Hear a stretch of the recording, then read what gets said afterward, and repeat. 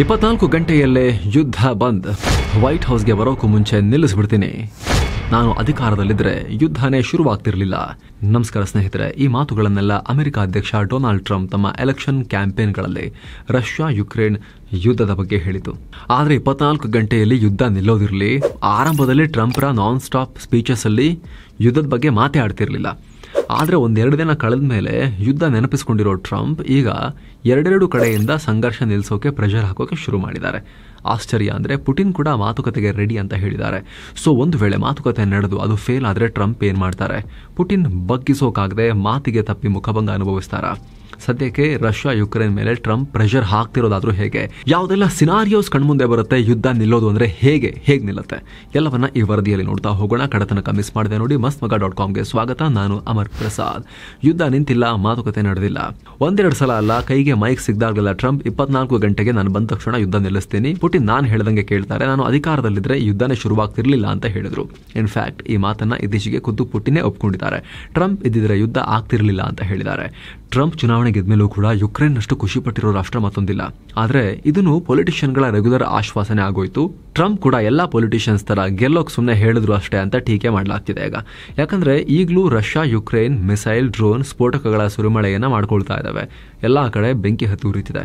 Russia ಸೇನೆ on ground ನಲ್ಲಿ ಯುಕ್ರೇನ್ನ ಪೋಕ್ರೋವ್ಸ್ಕ್ ನಗರವನ್ನು ವಶಪಡಿಸಿಕೊಳ್ಳೋ ಪ್ರಯತ್ನ ಮಾಡ್ತಿದೆ. ರಾಜಧಾನಿ ಕಿಯೇವ್ ಬಳಿನೇ ಜನವಸತಿ ಪ್ರದೇಶಕ್ಕೆ ಮಿಸೈಲ್ ಹಾಕಿದೆ. ಅತ್ತ ಯುಕ್ರೇನ್ ಮಾಸ್ಕೋವರೆಗೂ ಡ್ರೋನ್ ದಾಳಿ ಮಾಡಿದೆ. ರಷ್ಯನ್ ರಿಫೈನರಿಗಳ ಮೇಲೆ ಡ್ರೋನ್ ಸ್ಟ್ರೈಕ್ ನಡೆಸ್ತಾ ಇದೆ. ಇತ್ತೀಚೆಗಷ್ಟೇ ಯುದ್ಧದಲ್ಲಿ ಸಾವನ್ನಪ್ಪಿರೋ ರಷ್ಯನ್ ಸೈನಿಕರ ಸಂಖ್ಯೆ 90,000 ದಾಟಿರೋ ರಿಪೋರ್ಟ್ಸ್ ಬಂದಿದೆ. ಮತ್ತೊಂದು ಕಡೆ ಯುದ್ಧಕ್ಕೆ ಮೂಲ ಕಾರಣ ಆಗಿರೋ ಯುಕ್ರೇನ್ನ ನ್ಯಾಟೋ ಮೆಂಬರ್ಶಿಪ್ ಅದನ್ನ ಬಿಟ್ಬಿಡ್ತಾರೆ ಅಂತೆಲ್ಲ ಹೇಳಲಾಗ್ತಿತ್ತಲ್ಲ ಯುಕ್ರೇನ್ ಅವರ ಆಸೆನ. ಇಲ್ಲ, ಆ ಥರದ್ದೇನಿಲ್ಲ, ನಾವು ಆ ಆಸೆನ ಬಿಡೋದಿಲ್ಲ ಅಂತ ಹೇಳಿ ಆ ರಿಪೋರ್ಟ್ಸ್ ಅನ್ನ ಸಾರಾಸಗಟಾಗಿ ರಿಜೆಕ್ಟ್ ಮಾಡಿದ್ದಾರೆ ಯುಕ್ರೇನ್. ಇನ್ನೊಂದು ಕಡೆ ಪುಟಿನ್ ಮಾತುಕತೆಗೆ ಸಿದ್ಧ ಅಂತ ಹೇಳಿಕೆಯನ್ನ ಕೊಡ್ತಿದ್ದಾರೆ. ಹಾಗಿದ್ರೆ ನಿಜಕ್ಕೂ ಈ ಯುದ್ಧದ ಸಿಚುವೇಶನ್ ಹೇಗಿದೆ? ಟ್ರಂಪ್ ಯುದ್ಧ ನಿಲ್ಲಿಸೋಕೆ ಏನ್ ಪ್ರಯತ್ನ ಮಾಡ್ತಿದ್ದಾರೆ? ಏನೇನು ಡೆವಲಪ್ಮೆಂಟ್ಸ್ ಆಗಿವೆ ಅನ್ನೋದನ್ನ ಕ್ವಿಕ್ ಆಗಿ ನೋಡ್ತಾ ಹೋಗೋಣ. ಟ್ರಂಪ್ ಹೊಸ ಪ್ಲಾನ್. ಸ್ನೇಹಿತರೆ, ಟ್ರಂಪ್ ಅಧಿಕಾರಕ್ಕೆ ಬರ್ತಿದ್ದ ಹಾಗೆ ಪುಟಿನ್ ತಮ್ಮ ಸೆಕ್ಯೂರಿಟಿ ಕ್ಯಾಬಿನೆಟ್ ಮೀಟಿಂಗ್ ನಲ್ಲಿ ಒಂದು ವಿಶ್ ಮಾಡೋದ್ರ ಜೊತೆಗೆ ಟ್ರಂಪ್ಗೆ ನಮ್ಮ ಜನರಿಗೋಸ್ಕರ ಯುದ್ಧ ಕಂಟಿನ್ಯೂ ಮಾಡ್ತೀವಿ ಅಂತ ಕೂಡ ಹೇಳಿಬಿಟ್ರು. ಪುಟಿನ್ ಒಂದ್ ಕಡೆ ಮೀಟಿಂಗ್ ನಲ್ಲಿ ಯುದ್ಧದ ಸ್ಟ್ರಾಟಜಿ ರೂಪಿಸ್ತಾನೆ, ಗ್ಯಾಪ್ನಲ್ಲಿ ಟ್ರಂಪ್ಗೆ ವಿಶ್ ಮಾಡಿದ್ದಾರೆ. ಇದರ ಬೆನ್ನಲ್ಲೇ ಟ್ರಂಪ್ ತುಟಿ ಬಿಚ್ಚಿದ್ದು. ಮೊದಲು ಪುಟಿನ್ ಒಂದು ನಿರ್ಧಾರಕ್ಕೆ ಬಂದು ಯುದ್ಧ ನಿಲ್ಲಿಸಲಿಲ್ಲ ಅಂದ್ರೆ ತಮ್ಮ ಕೈಯಾರೆ ರಷ್ಯಾವನ್ನ ನಾಶ ಮಾಡ್ಕೊಳ್ತಾರೆ, ಮಾತುಕತೆಗೆ ಬರಲಿಲ್ಲ ಅಂದ್ರೆ ನಾವು ರಷ್ಯಾ ಮೇಲೆ ಇನ್ನೂ ಸ್ಯಾಂಕ್ಷನ್ಸ್ ಜಾಸ್ತಿ ಹಾಕಬೇಕಾಗತ್ತೆ ಅಂತ ಧಮಕಿ ಹಾಕಿದ್ರು. ಪುಟಿನ್ ತುಂಬಾ ಸ್ಮಾರ್ಟ್ ಫೆಲೋ, ನನ್ನೊಟ್ಟಿಗೆ ಚೆನ್ನಾಗಿದ್ದಾರೆ ಅಂತ ಹೇಳ್ತಲೇ ಟ್ರಂಪ್ ಈ ರೀತಿ ಅಗ್ರೆಷನ್ ಕೂಡ ತೋರಿಸಿದ್ದಾರೆ. ಇದರ ಜೊತೆಗೆ ಯುಕ್ರೇನ್ನಲ್ಲಿರೋ ಅಮೆರಿಕನ್ ವಿಶೇಷ ರಾಯಭಾರಿಯಾಗಿ ಕೀತ್ ಕೆಲಾಗ್ಗೆ 100 ದಿನದಲ್ಲಿ ಯುದ್ಧ ನಿಲ್ಲಿಸೋ ಟಾರ್ಗೆಟ್ ಕೊಟ್ಟಿದ್ದಾರೆ. ಎಷ್ಟು? 100 ದಿನದಲ್ಲಿ. ಈ ಕೆಲಸಕ್ಕೆ ಕೀತ್ ಕೆಲಾಗೆ ಸರಿ ಅಂತ ಕಳೆದ ನವೆಂಬರ್ನಲ್ಲೇ ಟ್ರಂಪ್ ಇವ್ರನ್ನ ಸ್ಪೆಷಲ್ ರಾಯಭಾರಿಯಾಗಿ ನಾಮಿನೇಟ್ ಮಾಡಿದ್ರು. ಈ ಹಿಂದೆ ಅಮೆರಿಕದ ನ್ಯಾಷನಲ್ ಸೆಕ್ಯೂರಿಟಿ ಅಡ್ವೈಸರ್ ಕೂಡ ಆಗಿದ್ದ ಇವರು ಯುದ್ಧ ನಿಲ್ಲಿಸ್ತಾರೆ ಅನ್ನೋದ್ರ ಬಗ್ಗೆ ಯಾರಿಗೂ ಅಷ್ಟು ವಿಶ್ವಾಸ ಇಲ್ಲ. ರಷ್ಯಾ ಸೇರಿದಂತೆ ಎಲ್ರಿಗೂ ಡೌಟ್ ಇದೆ. 100 ದಿನದಲ್ಲೂ ನಿಲ್ಲಿಸೋಕ್ಕಾಗಲ್ಲ ಅನ್ನೋ ಮಾತುಗಳು ಕೇಳಿ ಬರ್ತಿವೆ. ಆದ್ರೆ ಟ್ರಂಪ್ ಎಲ್ಲಾ ಜವಾಬ್ದಾರಿನೂ ಇವರಿಗೆ ಕೊಟ್ಕೋತಿಲ್ಲ. ಏನು ಸ್ನೇಹಿತರೆ, ವರದಿಯಲ್ಲಿ ಮುಂದುವರಿಯೋಕ್ಕಿಂತ ಮುಂಚೆ 7 Sands ಟೂರಿಸಂ ಕಂಪನಿ ಕಾಶ್ಮೀರಕ್ಕೆ ಹೊಸ ಟ್ರಿಪ್ ಆಯೋಜನೆ ಮಾಡಿದೆ. 5 night 6 day ಟೂರ್ ಇದು. ಎಲ್ಲೆಲ್ಲಿ ಹೋಗೋದಿದೆ? ಶ್ರೀನಗರ, ಶಂಕರಾಚಾರ್ಯ ಪೀಠ, ದಾಲ್ ಲೇಕ್, ಸೋನ್ಮಾರ್ಗ್, ಗುಲ್ಮಾರ್ಗ್, ಪಹಲ್ಗಾಮ್, ಆರು ವ್ಯಾಲಿ ಮತ್ತು ಬಿಟ್ಯಾಬ್ ವ್ಯಾಲಿಗಳಿಗೆ ಹೋಗೋದಿರುತ್ತೆ. ಇಡೀ ಪ್ಯಾಕೇಜ್ಗೆ ಆಫರ್ ಪ್ರೈಸ್ 53,700 ರೂಪಾಯಿ ಮಾತ್ರ. ಇದರಲ್ಲಿ flight tickets, 4 night 3 star hotel stay, 1 night boat house stay, 3 ಹೊತ್ತು ಊಟ, Gulmarg cable car tickets, AC transport ವ್ಯವಸ್ಥೆ, 24/7 ಟೂರ್ ಮ್ಯಾನೇಜರ್ ನಿಮ್ ಜೊತೆಗೆ ಇರ್ತಾರೆ. ಅದೆಲ್ಲವೂ ಸೇರಿ 53,700 ರೂಪಾಯಿ. ಹೊರಡೋ ದಿನ ಮಾರ್ಚ್ 18ನೇ ತಾರೀಕು. ಕೆಲವೇ ಸೀಟುಗಳ ಲಭ್ಯ. ಆಸಕ್ತರು ಈ ಕೂಡಲೇ ಈ ನಂಬರ್ಗೆ ಕಾಲ್ ಮಾಡಿ ನಿಮ್ಮ ಸೀಟನ್ನ ಕೂಡ ಬುಕ್ ಮಾಡಿ ಕಾಶ್ಮೀರ ನೋಡ್ಕೊಂಡ್ ಬರ್ಬೋದು. ಇತ್ತೀಚೆಗೆ ಸ್ವಿಟ್ಜರ್ಲ್ಯಾಂಡ್ ನಲ್ಲಿ ನಡೆದ ವರ್ಲ್ಡ್ ಎಕನಾಮಿಕ್ ಫೋರಂ ನಲ್ಲಿ ವರ್ಚುವಲ್ ಆಗಿ ಮಾತಾಡೋ ವೇಳೆ ಇಮಿಡಿಯೇಟ್ ಆಗಿ ಯುದ್ಧ ನಿಲ್ಲಿಸೋಕು ದಾರಿ ಇದೆ. ಸೌದಿ ಅರೇಬಿಯಾ ಹಾಗೂ ಒಪೆಕ್ ರಾಷ್ಟ್ರಗಳು ಇಮಿಡಿಯೇಟ್ ಆಗಿ ತೈಲ ಬೆಲೆ ಇಳಿಸಿ, ಬೆಲೆ ಇಳಿದ್ರೆ ಯುದ್ಧ ಆಟೋಮೆಟಿಕ್ ಆಗಿ ನಿಲ್ಲುತ್ತೆ ಅಂತ ಹೇಳಿದ್ರು. ಯಾಕಂದ್ರೆ ಸದ್ಯಕ್ಕೆ ಅತಿ ಹೆಚ್ಚು ಬಂಡವಾಳ ಸಿಗ್ತಿರೋದೇ ತೈಲ ಮಾರಾಟದಿಂದ ಪುಟಿನ್ಗೆ, ರಷ್ಯಾಗೆ. 1 ಬ್ಯಾರೆಲ್ ತೈಲಕ್ಕೆ $45 ಜಾಸ್ತಿ ಸಿಗ್ಲಿಲ್ಲ ಅಂದ್ರೆ ಪುಟಿನ್ ತಾವಾಗೆ ಮಾತುಕತೆಗೆ ಬರ್ತಾರೆ ಅಂತ ಸ್ಪೆಷಲ್ ರಾಯಭಾರಿ ಕೀತ್ ಕೆಲಾಗ್ ಕೂಡ ಹೇಳಿದ್ದಾರೆ. ಈ ಸ್ಟೇಟ್ಮೆಂಟ್ಗಳು ಬಂದ ಮೇಲೆ ಜಾಗತಿಕವಾಗಿ ಕಚ್ಚಾ ತೈಲ ಬೆಲೆ ಕೂಡ ನಿರಂತರವಾಗಿ ಬಿದ್ದು ಹೋಗ್ತಿದೆ. ಇನ್ನೊಂದು ಕಡೆ ಟ್ರಂಪ್ ಯುಕ್ರೇನ್ಗೆ ಹೋಗ್ತಿದ್ದ ವಿದೇಶಿ ನೆರವನ್ನ ಸ್ಟಾಪ್ ಮಾಡಿದ್ದಾರೆ. ಸೊ ಸದ್ಯಕ್ಕೆ ನೆರವಿನ ರೂಪದಲ್ಲಿ $1 ಹೋಗಲ್ಲ. ಯುಕ್ರೇನ್ಗೆ ಇನ್ನೂ ದೊಡ್ಡ ಶಾಕ್ ಅಂದ್ರೆ ಬರೋಬ್ಬರಿ 20,000 ಸೈನಿಕರನ್ನ ಯುರೋಪ್ನಿಂದ ವಿಡ್ರಾ ಮಾಡ್ತೀವಿ ಅಂತ ಟ್ರಂಪ್ ಹೇಳ್ತಿರೋದು. ನ್ಯಾಟೋ ಭಾಗವಾಗಿ ಈ ಸೈನಿಕರು ಯುರೋಪ್ನಲ್ಲಿದ್ದಾರೆ, ಆದ್ರೆ ಇವರ ಖರ್ಚು ಅಮೆರಿಕದ್ದೇ. ಸೊ ಟ್ರಂಪ್ ಇಲ್ಲಿ ಯುರೋಪಿಯನ್ ರಾಷ್ಟ್ರಗಳಿಗೆ ಜವಾಬ್ದಾರಿಯನ್ನ ಟ್ರಾನ್ಸ್ಫರ್ ಮಾಡೋಕ್ ಮುಂದಾಗಿದ್ದಾರೆ. ನಿಮ್ಮ ರಕ್ಷಣೆ ನೀವು ನೋಡ್ಕೊಳ್ಳಿ ಅಂತ. ಸೈನಿಕರ ಮೇಂಟೆನೆನ್ಸ್ ಖರ್ಚನ್ನು ಯುರೋಪಿಯನ್ ರಾಷ್ಟ್ರಗಳೇ ಭರಿಸೋದಾದರೆ ನಾನು ಬಿಲ್ ಕಳಿಸ್ತೀನಿ ನಮ್ಮ ಸೈನಿಕರನ್ನ ಇಟ್ಟಿರೋದಕ್ಕೆ, ನೀವು ಸೆಕ್ಯೂರಿಟಿಗೆ ದುಡ್ಡು ಕೊಡ್ತೀರಿ ಅಂದರೆ ನಮ್ಮ ಸೈನಿಕರನ್ನ ಇಡ್ತೀನಿ, ಇಲ್ಲಾಂದರೆ ವಾಪಸ್ ಕರೆಸ್ಕೊಳ್ತೀನಿ ಅಂತ ಬೆದರಿಕೆ ಹಾಕ್ತಿದ್ದಾರೆ. ನಿಮ್ಗೆ ಗೊತ್ತಿರ್ಬೋದು, ಈ ಹಿಂದೆ ಟ್ರಂಪ್ ನ್ಯಾಟೋ ಬಿಡೋ ಮಾತುಗಳನ್ನು ಕೂಡ ಆಡಿದರು. ಆದರೆ ಅಷ್ಟು ಈಸಿಯಲ್ಲ ಅದು. ಆ ನಿರ್ಧಾರಕ್ಕೆ ಅಮೆರಿಕ ಕಾಂಗ್ರೆಸ್ನ ಒಪ್ಪಿಗೆ ಬೇಕಾಗುತ್ತೆ.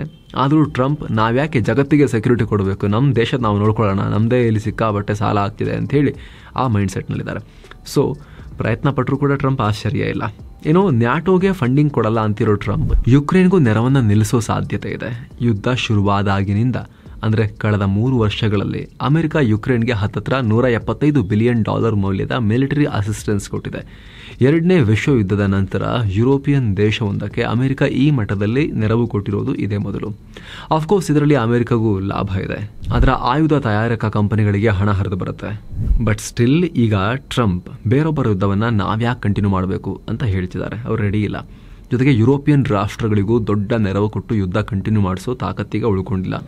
ಜರ್ಮನಿ $20 ಬಿಲಿಯನ್ ಕೊಟ್ಟಿರೋದು ಯುರೋಪ್ನಲ್ಲಿ ಯುಕ್ರೇನ್ಗೆ ಸಿಕ್ಕಿರೋ ಅತಿ ದೊಡ್ಡ ಸಪೋರ್ಟ್. ಪುಟಿನ್ ಮಾತುಕತೆಗೆ ರೆಡಿ. ಟ್ರಂಪ್ ಜೊತೆ ಮಾತುಕತೆಗೆ ರಷ್ಯಾ ಯಾವಾಗಲೂ ರೆಡಿ ಇರುತ್ತೆ ಅಂತ ಪುಟಿನ್ ಹೇಳೋದಂತೂ ಹೇಳ್ತಾನೆ ಇದ್ದಾರೆ. ಇದು ಟ್ರಂಪ್ ತೈಲ ಬೆಲೆ ಇಳಿಕೆಗೆ ಕರೆ ಕೊಟ್ಟ ನಂತರ ಬಂದಿರೋ ರಿಯಾಕ್ಷನ್. ಪುಟಿನ್ ಇಲ್ಲಿ ಟ್ರಂಪ್ಗೆ ಸ್ವಲ್ಪ ನೈಸ್ ಹೊಡೆಯೋಕೆ ನೋಡ್ತಾ ಇದ್ದಾರೆ. ಟ್ರಂಪ್ ಅಧಿಕಾರದಲ್ಲಿದ್ದಿದ್ರೆ 2020ರಲ್ಲಿ ಟ್ರಂಪ್ರಿಂದ ಬೇರೆಯವರು ಗೆಲುವನ್ನು ಕಸಿದುಕೊಳ್ಳದೆ ಇದ್ದಿದ್ರೆ ಯುದ್ಧ ಶುರುವೇ ಆಗ್ತಿರ್ಲಿಲ್ಲ ಅಂತ ಹೇಳಿದ್ರು. ಜೊತೆಗೆ ಇದರಿಂದ ಅಮೆರಿಕನ್ ಎಕಾನಮಿಗೂ ತೊಂದರೆ ಆಗ್ಬೋದು ಅಂತ ಹೇಳಿದ್ರು ಯುದ್ಧದಿಂದ. ಯಾಕಂದ್ರೆ ಅಮೆರಿಕ ಕೂಡ ತೈಲ ಉತ್ಪಾದಕ ರಾಷ್ಟ್ರ. ಈಗ ಬೇರೆ ಟ್ರಂಪ್ ಡ್ರಿಲ್ ಬೇಬಿ ಡ್ರಿಲ್ ಅಂತ ಹೆಚ್ಚು ತೈಲ ಉತ್ಪಾದನೆಗೆ ಕರೆ ಕೊಡ್ತಿದ್ದಾರೆ. ತೈಲ ಬೆಲೆ ಬಿದ್ದು ಹೋಗುತ್ತಂದ್ರೆ ಖಾಸಗಿಯವರು ಬಂದು ಯಾಕೆ ಇನ್ವೆಸ್ಟ್ ಮಾಡ್ತಾರೆ, ಅಷ್ಟೊಂದು ತೈಲ ಬೆಲೆ ಬೀಳ್ಸೋಕೆ ಟ್ರಂಪ್ ಪ್ಲಾನ್ ಮಾಡಿದ್ದಾರೆ ಅಂತ ಹೇಳಿದ್ರೆ. ಸೊ ಸ್ವಲ್ಪ ಇಲ್ಲಿ ಕಾನ್ಫ್ಲಿಕ್ಟ್ ಆಫ್ ಇಂಟ್ರೆಸ್ಟ್ ಇದೆ. ಟ್ರಂಪ್ರ ತೈಲ ಬೆಲೆ ಬೀಳಬೇಕು ಅನ್ನೋ ಕರೆಗೂ ಅವ್ರು ಅಮೆರಿಕದಲ್ಲಿ ಬಂದು ಇನ್ವೆಸ್ಟ್ ಮಾಡಿ ತೈಲ ಉತ್ಪಾದನೆ ಜಾಸ್ತಿ ಮಾಡಿ ಅಂತ ಹೇಳ್ತಿರೋದಕ್ಕೂ ಕೂಡ ಸ್ವಲ್ಪ ಅಲ್ಲಿ ಕಾನ್ಫ್ಲಿಕ್ಟ್ ಇದೆ. ಏನೋ ಕ್ರೆಮ್ಲಿನ್ ವಕ್ತಾರ ಡಿಮಿಟ್ರಿ ಪೆಸ್ಕೋವ್ ಕೂಡ ತೈಲ ಬೆಲೆಗೂ ಯುಕ್ರೇನ್ ಸಂಘರ್ಷಕ್ಕೂ ಸಂಬಂಧ ಇಲ್ಲ ಅಂತ ಹೇಳಿದ್ದಾರೆ. ಇನ್ನೊಂದು ಕಡೆ ಯುಕ್ರೇನ್ ಅಧ್ಯಕ್ಷ ವೊಲಡಿಮಿರ್ ಜೆಲೆನ್ಸ್ಕಿ ಒಂದು ವೇಳೆ ಮಾತುಕತೆ ನಡೆದರೂ ಕೂಡ ಅಲ್ಲಿ ಯುಕ್ರೇನ್ ಉಪಸ್ಥಿತಿ ಇರಬೇಕು. ನೀವೇ ಮಾತಾಡಿಕೊಂಡು ಒಪ್ಪಂದ ಮಾಡಿಕೊಂಡ್ರೆ ಆಗಲ್ಲ, ಹಾಗೆ ಮಾಡಿದ್ರೆ ಯುದ್ಧ ನಿಲ್ಲೋದಿಲ್ಲ ಅಂತ ಮುಲಾಜಿಲ್ಲದೆ ಹೇಳಿದ್ದಾರೆ. ಅವರು ಕೂಡ ಯುದ್ಧೋತ್ಸಾಹ ಇನ್ನೂ ಕೂಡ ಹಿಂಗಿಲ್ಲ, ನಾನು ಫೈಟ್ ಮಾಡ್ತೀನಿ, ಯುಕ್ರೇನನ್ನು ಫೈಟ್ ಮಾಡಿಸ್ತೀನಿ ಅಂತ ಆಸಕ್ತಿಯನ್ನು ತೋರಿಸ್ತಾ ಇದ್ದಾರೆ. ಹಾಗಾಗಿ ಯುದ್ಧ ನಿಲ್ಲುತ್ತಾ ಅನ್ನೋ ಪ್ರಶ್ನೆ ಇದೆ. ಸದ್ಯದ ಪರಿಸ್ಥಿತಿಯಲ್ಲಿ ಪಾಸಿಬಲ್ ಔಟ್ಕಮ್ಸ್ ಏನು ಅಂತ ನೋಡ್ತಾ ಹೋದ್ರೆ, ಮೊದಲ ಪಾಸಿಬಲ್ ಔಟ್ಕಮ್, ಅತ್ಯಂತ ಕೆಟ್ಟ ಔಟ್ಕಮ್ ಅಂದ್ರೆ ಶೀಘ್ರದಲ್ಲಿ ಯುಕ್ರೇನ್ಗೆ ಸೋಲಾಗೋದು. ಯಾಕಂದ್ರೆ ಟ್ರಂಪ್ ಯುಕ್ರೇನ್ಗೆ ನೆರವನ್ನ ಕಟ್ ಮಾಡ್ತೀನಿ ಅಂತ ಮುಂಚೆನೇ ಹೇಳಿದ್ದಾರೆ. ನಾವ್ಯಾಕೆ ದುಡ್ಡು ಕೊಡಬೇಕು ಅಂತ ಆಲ್ರೆಡಿ ಈಗ ಅನೌನ್ಸ್ ಕೂಡ ಮಾಡ್ತಾ ಇದ್ದಾರೆ. ಒಂದು ವೇಳೆ ಯುಕ್ರೇನ್ ಸೋತ್ರೆ ಯುಕ್ರೇನ್ನಲ್ಲಿ ದೊಡ್ಡ ಮಟ್ಟದ ಮಾನವೀಯ ಬಿಕ್ಕಟ್ಟು ಉಂಟಾಗಬಹುದು. ದೊಡ್ಡ ಪ್ರಮಾಣದ ಯುಕ್ರೇನ್ನ ಭೂಭಾಗ ಶಾಶ್ವತವಾಗಿ ರಷ್ಯಾಗೆ ಸೇರ್ಕೊಂಡ್ಬಿಡ್ಬೋದು. 2ನೇ ಸಾಧ್ಯತೆ ಶಾಂತಿ ಒಪ್ಪಂದ. ಅನಿವಾರ್ಯವಾಗಿ ಯುಕ್ರೇನ್ ಶಾಂತಿ ಒಪ್ಪಂದ ಮಾಡಿಕೊಳ್ಳೋ ಸಂದರ್ಭ ಬರ್ಬೋದು.